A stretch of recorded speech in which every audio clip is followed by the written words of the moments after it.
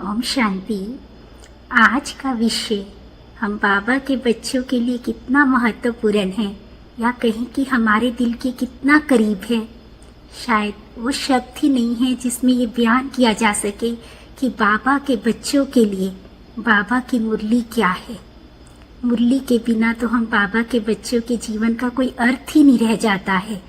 सबसे इम्पोर्टेंट, सबसे कीमती खजाना है हम बाबा के बच्चों के लिए बाबा की मुरली को सुनना।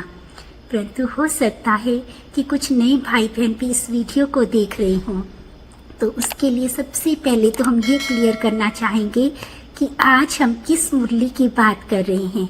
क्योंकि जहाँ मुरली का नाम आता है तो सबसे पहले छवि सामने आती है इस दुनिया के सबसे खूबसूरत सतयुगी प्रिंस श्री कृष्ण जी की। वही सीन सामने आ जाता है कि जब श्री कृष्ण जी मुरली बजाते थे तो सभी गोप गोपियाँ दीवानी होकर अपना हर कार्य छोड़ करके भी एकदम दीवानी होकर के श्री कृष्ण की मुरली को सुनने के लिए दौड़ी चली जाती थी। पर आज हम उस मुरली की बात कर रहे हैं जिसको सुन करके हम ऐसी सुंदर दुनिया में जा सकते हैं। हम बात कर रहे हैं ज्ञान मुरली की, हम बात कर रहे हैं परमात्म महावाक्यों की। क्योंकि हम ब्रह्मा कुमारी संस्था में जिन महावाक्यों को हम रोज सुनने के लिए जाते हैं उन्हीं को हम प्यार से मुरली कहते हैं। वास्तव में मुरली क्या है? देखिए, हम सब ने जब भी परमपिता परमात्मा को प्यार से याद किया, उनकी भक्ति पूजा अर्चना की, तो कहीं ना कहीं हम सब के मन में बहुत सारे प्रश्न आए। हमने परमपिता परमात्मा से अनेक प्रश्न किए कि आप कौन हो, कहाँ रहते हो, क्यों आपको सारी दुनिया इतना प्यार करती है, ये दुनिया कैसे बनी है, कैसे ये दुनिया चलती है, इस दुनिया का अंत कैसे होता है, ये स्वर्ग कौन सी दुनिया है, क्यों वहाँ जाने की इतनी इच्छा होती है, क्यों हम इतने दुखी हैं। ऐसे अनगिनत प्रश्न हम सब के मन में आते थे। उन सभी प्रश्नों का उत्तर जब परम पिता परमात्मा स्वयं धरती पर आकर के एक साधारण तन का आधार लेकर के, जिसे वो ब्रह्मा का नाम देते हैं, जब उनके मुख से वो सभी प्रश्नों का उत्तर देते हैं, उसी को कहते हैं ज्ञान की मुरली। उसी को हम सब कहते हैं प्यार से कि अब हम बाबा की मुरली को सुनने जा रहे हैं। और दूसरा, आज तक तो हमने भक्ति में सिर्फ और सिर्फ परम पिता परमात्मा की महिमा की, उन्हें अपने दिल की बात बताई। लेकिन वो परम पिता परमात्मा हम बच्चों को कितना ना प्यार करता है, वो हमारे लिए क्या करता है, कैसे वो अपने प्यार का इजहार करता है, वही सब कुछ सुनाती है बाबा की मुरली। और सबसे बड़ी बात, हमारे जीवन में जितनी भी समस्याएं आती हैं उनको हल करने के लिए हम किसी न किसी विद्वान साधु संत महात्मा गुरु के पास जाते हैं, किसी न किसी अच्छे टीचर के पास जाते हैं। लेकिन कितनी भी बड़ी समस्या हो, हर समस्या का जो हल दे देती है वो है बाबा की मुरली। इतनी महत्वपूर्ण होते हुए भी, इतनी सुंदर होते हुए भी, फिर भी बाबा के बच्चों के मन में मुरली को लेकर के बहुत सारे प्रश्न उठते हैं। तो आज उन्हीं सभी प्रश्नों को हल करने की एक छोटी सी कोशिश करते हैं और आशा रखते हैं कि यह वीडियो आपके लिए बहुत लाभकारी रहेगा। और उनमें सबसे पहला प्रश्न आता है कि रोज रोज बाबा की मुरली सुनना क्यों जरूरी है। सेम बात ही तो बाबा मुरली में कहता है कि हम आत्मा हैं, परमात्मा हमारा पिता है, ऐसे ऐसे सृष्टि का चक्कर चलता है, अभी हमें नई दुनिया में जाना है। ऐसी ऐसी बाबा के बच्चे बाबा से बातें करते हैं कि बाबा हमने समझ लिया ना, अब हमको रोज रोज आपकी मुरली सुनने की क्या ज़रूरत है। देखिए, कितनी नासमझी वाली बात हम कर बैठते हैं कि बाबा की मुरली रोज रोज सुनना क्यों जरूरी है। आपको क्या लगता है कि हमारे लिए भोजन की कितनी ज़रूरत है? क्या ऐसा हो सकता है कि हम एक दिन बस शरीर को भोजन दें तो हमारा शरीर जिंदगी भर काम करेगा? ऐसा हो सकता है? दुनिया की कोई भी मशीनरी जिसमें सिर्फ बस एक बार उसको भोजन दे दिया जाए, आई थिंक उसमें पेट्रोल डीजल जो भी उसको चाहिए वो एक बार दे दे और वो आजीवन काम करे, क्या ऐसा पॉसिबल है? थोड़े ही समय के बाद उसको भोजन की ज़रूरत पड़ती ही है। चाहे आप उसका फुल टैंक भी कर लो तो कब तक चलेगा, आखिर तो फिर भी उसको ज़रूरत पड़ेगी ना। तो ये मुरली भी आत्मा का भोजन है, इसे एक बार भी नहीं दिया जाएगा तो आत्मा अंदर से कमजोरी महसूस करेगी, भले हमें उस वक्त पता चले या ना चले। फिर जब भी कोई परिस्थिति या पेपर आएगा तो हम बहुत आसानी से हार खा जाएंगे, क्योंकि हमने उसको सही समय पर भोजन नहीं दिया होगा। तो हम बिल्कुल प्रैक्टिकल उदाहरण बतलाते हैं, जो एक बहन ने अपना शेयर किया था जब शिवानी दीदी जी का प्रोग्राम था। तो उस बहन ने ये बतलाया कि मैंने शिवानी दीदी का कार्यक्रम देखना शुरू किया तो मुझे बहुत अच्छा लगता था, तो मुझे सुन करके उसको धारण करने की भी इच्छा होती थी। तो मैं अपने हिसाब से जितना मुझसे बन पड़ता था तो मैं उसे अपने जीवन में भी अप्लाई करने की कोशिश कर रही थी। जो कि फिर शिवानी दीदी तो हमेशा ही अपने लेक्चर में कहते हैं कि अगर आपको ये अच्छा लग रहा है तो आप नज़दीकी ब्रह्मा कुमारी सेंटर पर जाएं और 7 दिन का कोर्स अवश्य करें और बाबा की मुरली को सुने। तो उनकी वो बात उस बहन को टच किया और उस बहन ने जाकर के अपने नज़दीकी सेंटर पर 7 डेज का कोर्स किया। चूँकि शिवानी दीदी जी ने कहा था तो उन्होंने मुरली को भी सुनना शुरू किया। तो वो अपने अनुभव में बता रहे थे कि मुझे कोई भी मुरली में रस भी नहीं आता था और मुझे मुरली खास समझ में भी नहीं आती थी। हालांकि मुझे शिवानी दीदी जी की बातें बहुत अच्छी लगती थी, लेकिन मुझे मुरली में कोई खास रस नहीं आ रहा था या मुझे उनकी बातें भी समझ में नहीं आ रही थी। लेकिन मुझे मुरली में एक बात बहुत दिल को टच कर गई, जो बाबा ने कहा कि एक भी दिन बाबा की मुरली को मिस नहीं करना। पता नहीं मुझे अंदर से क्यों इतनी टचिंग हुई और मैंने उसी दिन से सोच लिया कि मैं बाबा की मुरली को रोज़ प्यार से सुनूंगी, भले मुझे समझ में आए या ना आए। तो मैंने बाबा की मुरली को सुनना शुरू किया।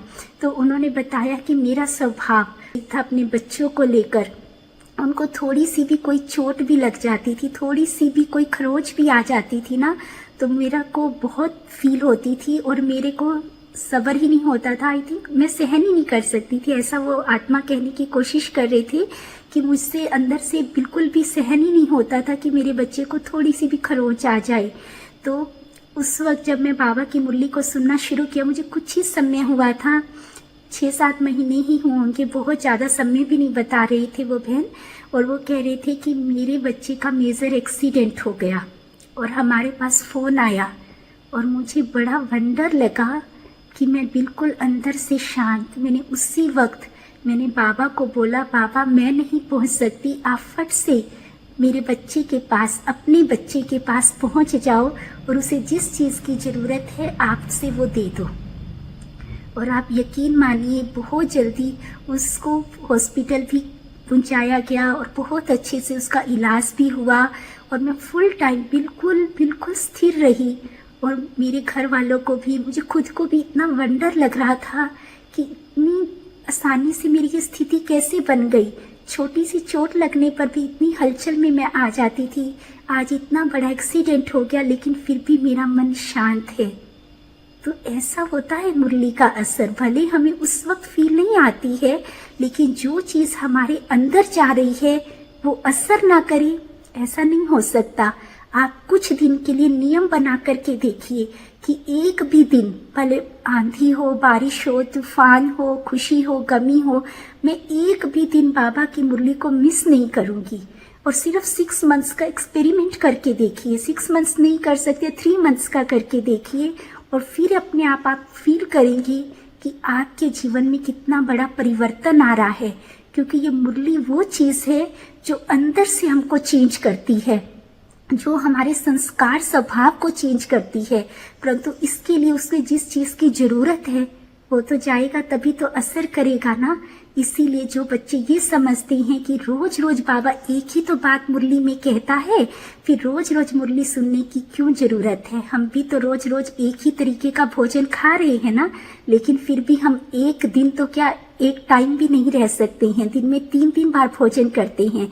जब शरीर को भोजन देना इतना ज़रूरी है तो फिर आत्मा को क्यों नहीं। और बाबा ने पीछे कुछ ही समय पहले कहा ना कि कम से कम दिन में 5 से 6 बार बाबा की मुरली को सुनो, और हम तो एक बार भी सुनने के लिए सोचते हैं। तो इसीलिए आज से ये कभी संकल्प नहीं लाना। और एक ये प्रश्न भी पूछा जाता है, बहुत सारे बाबा के बच्चे कहते हैं कि हमको बाबा की मुरली याद नहीं रहती है, तो कैसे करें कि हमको बाबा की मुरली याद रहे। तो उसका सबसे सुंदर तरीका तो बाबा खुद ही मुरलियों में बताते हैं कि आप सारे नहीं, कुछ पॉइंट्स नोट करके रखिए, चाहे वो 2-3 भी हो सकते हैं, जैसे मुरली का सार है, वरदान, स्लोगन या कोई भी विशेष बात जो बाबा ने उस दिन मुरली में कही, आप उसको लिख करके रखिए। और दिन में काफ़ी बार, जितनी बार भी आप पढ़ सकते हैं, जब भी आपको समय मिले, इसमें तो सिर्फ 1 या 2 मिनट ही लगने वाले हैं, उन बातों को बार बार पढ़िए। इससे बुद्धि को प्रैक्टिस हो जाएगी। थोड़े समय के बाद शायद आपको लिखने की भी ज़रूरत नहीं पड़ेगी, क्योंकि आत्मा को आदत हो जाएगी, बुद्धि को भी प्रैक्टिस हो जाएगी, तो आपको बाबा की मुरली बहुत अच्छे से याद रहने लगेगी। और फिर कुछ को लगता है कि बाबा हमेशा कहते हैं अपने को आत्मा समझ करके बाबा की मुरली को सुनना है, तो वो हम कैसे सुन सकते हैं। तो उसका सबसे सुंदर तरीका है, जब भी बाबा की मुरली को सुनने के लिए बैठो तो अपने आप को ये नशा होना चाहिए कि कौन मेरे सन्मुख बैठा है, कौन मुझे मुरली सुना रहा है। ये वो है जिसके लिए मैंने जन्म जन्मांतर तपस्या की है, जिसकी एक झलक पाने के लिए मैं तरसती थी, जिसको मैं कहती थी कुछ तो अपने मुख से मेरे लिए भी कुछ बोलो। आज वो मेरे सन्मुख बैठ करके वो मेरे लिए आया है और मुझसे बात कर रहा है, वो मुझे कुछ कह रहा है।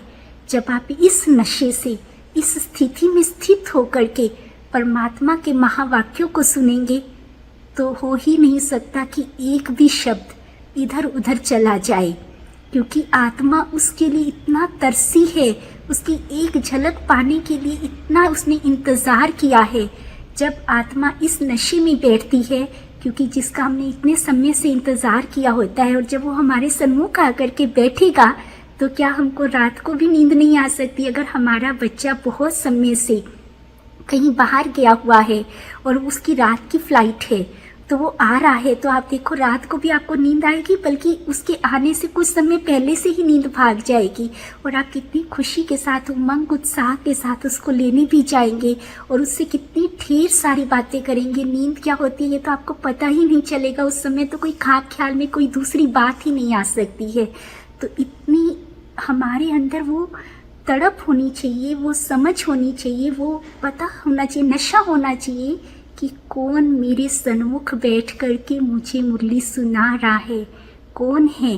अगर हम ऐसा सुनते हैं तो इसी को कहते हैं आई थिंक आत्मिक स्थिति।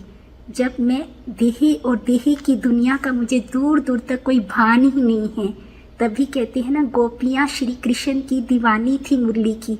वास्तव में गोपी का अर्थ ही क्या है, जो गुप्त है, जो इस शरीर में आत्मा जो गुप्त बैठी है, वो उस परम पिता परमात्मा की मुरली की दीवानी है। उसमें वो कहते थे ना, वस्त्रों का भान नहीं रहता था। तो यही है कि शरीर और शारीरिक दुनिया का, किसी कामकाज का कोई भान नहीं, वो कोई भी कार्य पड़ा हो सबको छोड़ छाड़ करके भी जैसे ही मुरली की धुन बजती थी तो वो दीवानी होकर के चली जाती थी। तो जब हम सच्ची सच्ची गोपिकाएं बन जाएंगी तो उसकी मुरली हमारे रोम रोम में बस जाएगी। और दूसरा बहुत सुंदर तरीका है मुरली को याद रखने का, कि बाबा मुरली में जो जो बात करता है बुद्धि से उसका चित्र जरूर बनाएं। माना जैसे बाबा ने मुरली में सतयुग की बात की है तो सतयुग के उस सीन को भी देखें। अगर बाबा परम धाम की बात कर रहा है तो अपने मन को उसी समय परम धाम में टिका दें, क्योंकि जब बुद्धि और मन दोनों साथ साथ काम करते हैं, माना कानों से बातों को सुनना भी है, माना मन को उस तरफ लेकर के भी जाना है, और बुद्धि से जब हम उस सीन को देख लेते हैं, तो जब बुद्धि एक बार किसी चित्र को देख लेती है तो उसको आसानी से भूलती नहीं है। तो जब हम बार बार उस बुद्धि से उस चित्र को देख रहे हैं तो हमको मुरली कभी नहीं भूलेगी। तो आप जब इस तरीके से करेंगे तब भी आपको बाबा की मुरली सदा याद रहेगी। दूसरा, कुछ आत्माएं क्या प्रश्न करती हैं कि इससे तो अच्छा हमें ज्ञान तो हो ही गया है, हमें बाबा की मुरली का पता तो चल ही गया है, सारा ज्ञान बुद्धि में बैठ ही गया है, तो क्यों ना इतना समय हम योग कर लें, क्यों ना हम अपने विकर्म विनाश कर लें, अपने समय को सफल कर लें। तो ये भी बहुत बड़ी भूल होती है, क्योंकि मुरली सिर्फ ज्ञान नहीं है, मुरली चारों सब्जेक्ट है। एक मुरली ही ऐसा है जिसमें ज्ञान, योग, धारणा और सेवा चारों ही सब्जेक्ट समाये हुए हैं। जैसे हम किसी भोजन को लेकर के बैठते हैं तो उसमें हम सब चीज़ों का समावेश करते हैं। उसमें हम मीठा भी रख लेते हैं, हम उसमें सैलेड भी रख लेते हैं, उसमें हम खाने की चीज़ें भी रखते हैं, पानी भी रखते हैं, हर चीज़ रखते हैं ना, तभी हमको भोजन संपूर्ण लगता है। तो ये मुरली तो संपूर्ण भोजन है। इसके अलावा योग, धारणा, सेवा एक अलग अलग सब्जेक्ट हैं, लेकिन मुरली चारों सब्जेक्ट का समावेश है। जब हम मुरली सुनते हैं तो चारों ही चीजें इसमें समाई हुई होती हैं। मुरली है ही क्या? अच्छा, योग क्या होता है? योग क्या है? हम जब दो आपस में बात करते हैं, एक दूसरे से दिल की बात को शेयर करते हैं, है ना, और बात में क्या होता है, एक बोलता है और दूसरा सुनता है। आज तक हम परमपिता परमात्मा से बात कर रहे थे। भक्ति में सदा हमने ही तो आरतियां, पूजा, गायन किया, हमने ने तो सिर्फ सुनाया कि हम परमात्मा को क्या कहना चाहते हैं। लेकिन मुरली वो है जिसमें परमात्मा पिता हमारे साथ बात करता है। उसमें तो हो सकता है हमारा योग लगे या ना लगे, हम उस तक अपनी बात पहुंचा पाए या ना पहुंचा पाए, लेकिन यहाँ तो डायरेक्ट स्वयं परमपिता परमात्मा हमसे बात कर रहा है। यहाँ तो सिर्फ हमको सुनना है। ये तो योग का सबसे सुंदर तरीका है। जो आत्माएं कहती है ना हमारा योग नहीं लगता, आप दिन में कई बार मुरली को पढ़ो, आपका योग 101% लगेगा। क्योंकि जहाँ स्वयं परमात्मा पिता हमारे साथ योग लगा रहा है, वो हमसे बात कर रहा है, वो एफर्ट्स कर रहा है, तो हमको करने की क्या जरूरत है। मुरली से सुंदर योग तो दुनिया में कोई है ही नहीं। और दूसरी बात, कई बार हम जाने अनजाने मुरली की ताकत का अंदाज़ा ही नहीं लगा पाते हैं। हम मुरली को ऐसे सुन लेते हैं जैसे बस एक नियम है, बस हमको बाबा की मुरली को सुनना ही है। लेकिन आप जानते हैं बाबा की मुरली की कितनी बड़ी कीमत है, कितना महत्व है बाबा की मुरली का।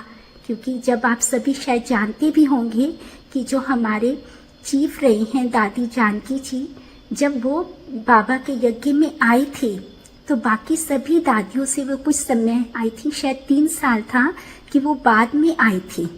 तो सभी गुलजार दादी, जो भी प्रकाशमणि दादी जी माना, जो भी बाबा के बाकी आदि रतन हैं, वो उनसे पहले आ गए थे। तो जब दादी ने देखा कि जो पुरुषार्थ मैं कर रही हूँ वो तो ये सब भी कर रही हैं, लेकिन मुझे भी तो इनके बराबर या इनसे भी आगे जाना है। तो जो मेरे आने से पहले इन आत्माओं ने पुरुषार्थ कर लिया, तो मैं कैसे इनके बराबर या इनसे आगे जा सकती हूँ। तब दादी ने बाबा से पूछा था, तो बाबा ने कहा था, बच्ची तुझे सिर्फ दिन में 12 बार मुरली को पढ़ना है तो इनके बराबर पहुँच जाएगी। तो दादी को ऐसी धुन सवार हो गई। दादी कहती है, मैं उन दिनों में सोती भी नहीं थी, मैं बेंच के ऊपर ही बैठती थी। कहीं मुझे नींद आ गई और मेरी मुरली छूट गई तो इसीलिए दादी बीच में ही कहते हैं कि मैं 1 घंटे का ऐसी बेंच पर सिर रख करके ही रेस्ट ले लेती थी और फिर मैं मुरली को बहुत प्यार से पढ़ती थी। तो कितनी सुंदर कीमत है, कितना ऊंचा महत्व है बाबा की मुरली का, कि उस मुरली के आधार पर हम उन आत्माओं के बराबर जा सकते हैं जो हमसे पहले आई हैं या जिन्होंने बहुत अधिक पुरुषार्थ कर लिया है।